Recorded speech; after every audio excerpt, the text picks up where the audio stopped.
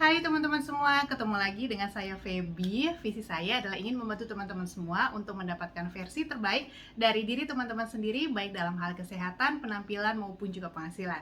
Nah teman-teman, di video kali ini saya mau share pada teman-teman semua tentang tips dalam memilih makanan dalam program Fat Loss TR90, atau untuk teman-teman siapa aja yang memang saat ini sedang berniat untuk mengurangi massa lemak di dalam tubuhnya, makanan seperti apa sih yang harus dipilih?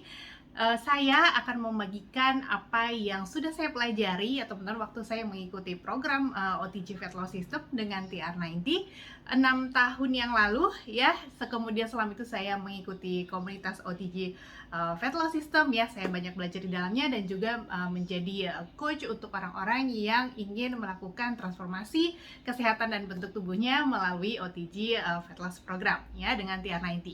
Nah, tapi apa yang saya bagikan di sini teman-teman bisa berlaku untuk semuanya teman-teman yang memang sedang saat ini tuh sedang menjalankan program fat loss atau sedang menginginkan massa lemak dalam tubuhnya itu berkurang ya.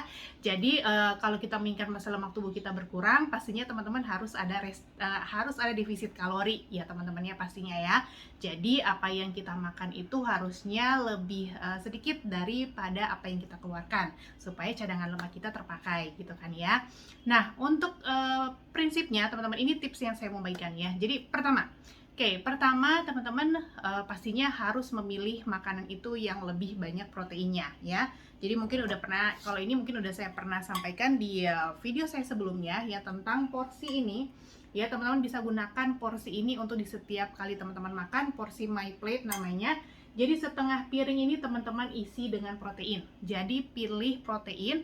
Jadi begitu teman-teman misalkan makan di luar gitu ya, atau makan prasmanan ke pesta atau dimanapun di rumah gitu, ketika teman-teman tidak menyediakan makanan sendiri ataupun saat teman-teman menyediakan makanan sendiri, yang pertama kali dipikirkan itu adalah protein ya. Mana protein yang mau saya makan gitu, dan protein itu apa aja? Bisa ikan, ayam. Kalau untuk ayam sebisa mungkin pilih bagian dada ayam karena itu yang proteinnya lebih tinggi, kualitas proteinnya lebih baik lah ya, lebih rendah lemak juga. Kemudian daging-dagingan ya boleh ya. Kemudian telur ya, tahu, tempe, jamur ya teman-teman, itu masih bisa teman-teman kategorikan ke dalam protein. Jadi setengah piring itu penuhi dengan protein. Jadi penuh tuh ya setengah piring itu dengan protein. Nah, yang penting teman-teman pilihnya adalah protein yang benar cara pengolahannya, dalam arti tidak digoreng, apalagi goreng rendam ya, atau bukan protein-protein yang kadang-kadang tuh kita anggap itu protein, tapi sebenarnya itu adalah kebanyakan karbo ya teman-teman ya. Contoh bakso. Nah itu seringkali orang bilang makan bakso berarti dia makan lauk, karena dianggapnya bahwa itu adalah bakso, misalkan bakso daging sapi atau bakso ikan. Tapi kalau misalnya teman-teman belinya di luar, itu biasanya kebanyakan komposisi tepungnya, kecuali kalau memang teman-teman bikin sendiri bakso tersebut dan yakin itu adalah seutuhnya itu daging atau ikan gitu. Jadi hanya sedikit sekali porsi tepungnya gitu ya. Kalau seperti itu boleh itu dihitung sebagai protein, tapi kalau enggak, yang beli di luaran itu kita bisa anggap sebagai porsinya karbo ya. Jadi bukan yang kita masukin ke dalam porsi protein full di sini. Oke. Kemudian juga dengan protein-protein yang lain yang digoreng seperti mungkin nugget gitu ya, atau chicken teriyaki yang di deep fry gitu ya, itu tidak sepenuhnya protein teman-teman, karena kalau protein sudah digoreng sebenarnya kualitas proteinnya udah tidak baik lagi gitu ya. Jadi kalaupun teman-teman misalkan makan chicken teriyaki gitu ya, ada dibungkus kulit gorengannya gitu ya. Kalau misalnya teman-teman mau lebih sehat, dibuang aja kulitnya, jadi ambil dagingnya, yang dimakan dagingnya gitu ya. Itu tipsnya. Kemudian juga apalagi sosis. Nah, sosis mungkin ini kan adalah termasuk makanan kemasan. Sekali lagi, mungkin kalau teman-teman bikin sosis sendiri, jadi teman-teman yakin dengan prosesnya, semuanya itu adalah daging pilihan dan juga tidak menggunakan pengawet gitu ya, bolehlah itu dianggap sebagai protein. Tapi kalau misalnya kita belinya di luar proses, itu termasuk dengan makanan olahan teman-teman ya. Jadi kurang baiklah untuk memenuhi yang 50% asupan protein kita ya, karena kan kita kan tujuannya untuk fat loss teman-teman ya. Untuk fat loss kita butuh asupan protein yang cukup ya. Jadi itu tips untuk memilih protein. Jadi teman-teman boleh pilih ikan bakar. Pastikan juga ikan bakarnya ikan yang langsung dibakar, bukan digoreng dulu baru dibakar gitu ya. Ikan bakar, kemudian ayam bakar, daging grill gitu ya, teppanyaki kayak gitu. Nah itu boleh seperti itu teman-teman, anggap sebagai protein, dan itu penuhi setengah piring. Saya yakin itu kan kenyang ya.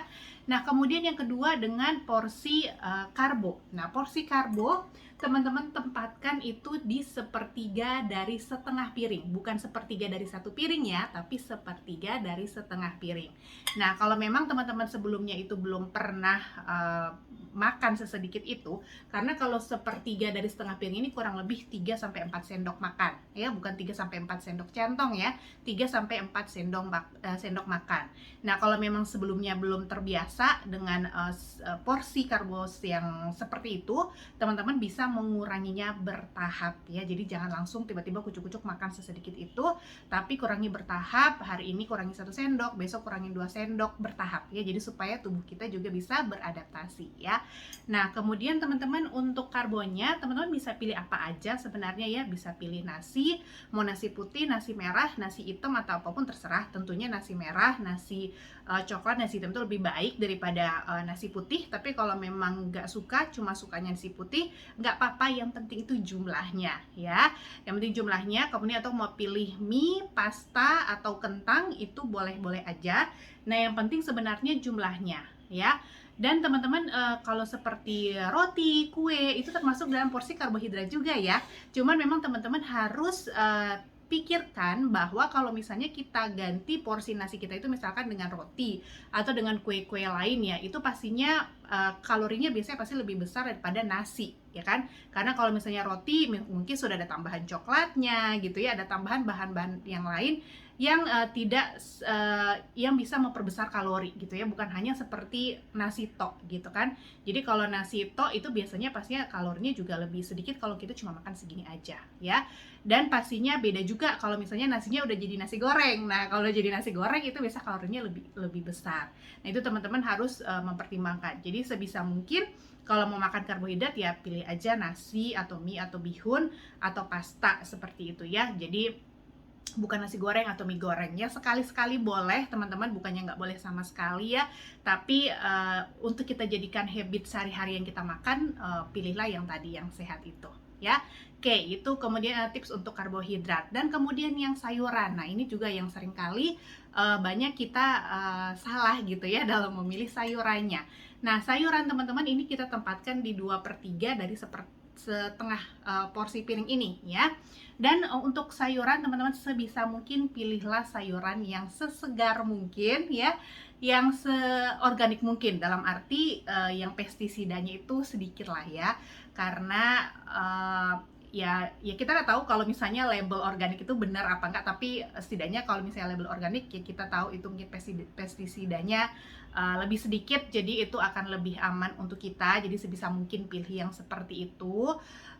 Atau kalau nggak bisa beli yang organik ya pokoknya lebih yang segar lah ya. Dan kalau misalnya pun teman-teman nggak bisa makan makanan misalnya kayak salad yang memang daun-daunnya itu cuma hanya dicuci bersih aja dan kemudian kita makan gitu ya, teman-teman misalkan harus memasak juga nggak apa-apa, ditumis gitu ya, tumis pakai bawang putih atau di sup gitu boleh.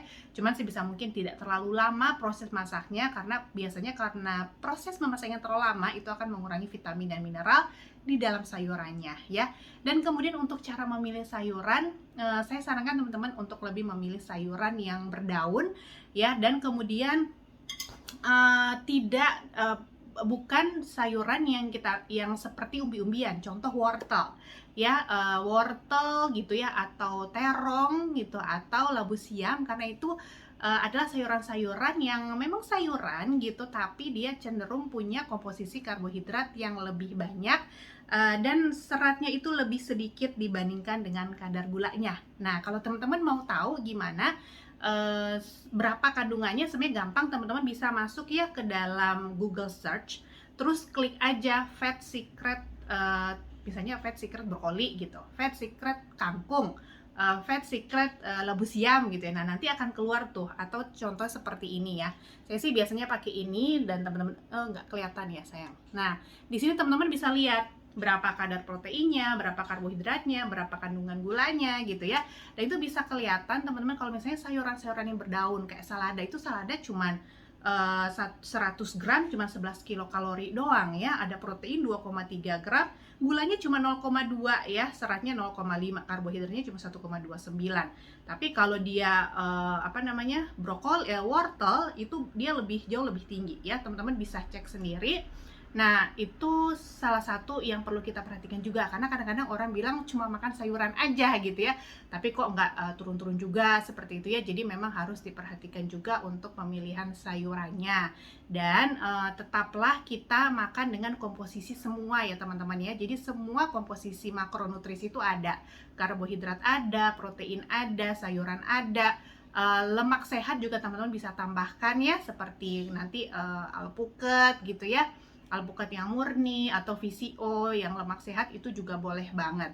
Jadi semua komposisi makronutrisi itu dapat untuk kesehatan tubuh kita, karena kan tubuh kita sebenarnya butuh semua ya, nggak cuma butuh sayur aja.